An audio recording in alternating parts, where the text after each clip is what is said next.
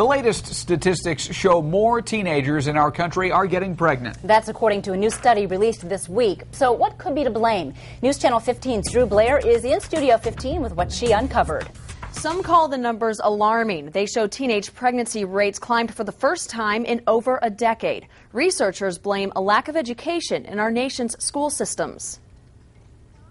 The Guttmacher Institute says 7% of girls 15 to 19 years old in the U.S. get pregnant.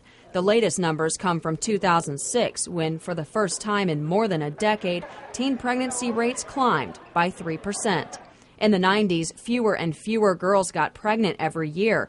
That's why experts are concerned about the sharp increase in '06. We don't know if this is a trend upward or just it's reached a plateau. Planned Parenthood of Indiana says this latest study proves current ideas of sex education aren't working. We can't just live in a fantasy world that if we just tell them don't do it, that's going to work. Researchers, too, blame a push in recent years for abstinence-only education. However, advocates for abstinence say education goes beyond the classroom.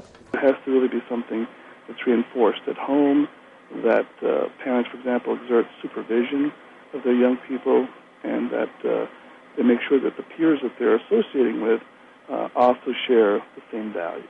Planned Parenthood says abstinence is a good base in sex education, but students should know alternatives like using birth control and condoms, while members of the Fort Wayne South Bend Catholic Diocese say that sends a mixed message. You would tell someone, for example, don't use drugs, for example, but then you wouldn't say, but if you're going to do it, here's a way to do it safely.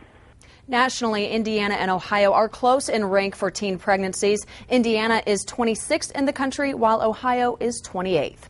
Drew Blair, News Channel 15.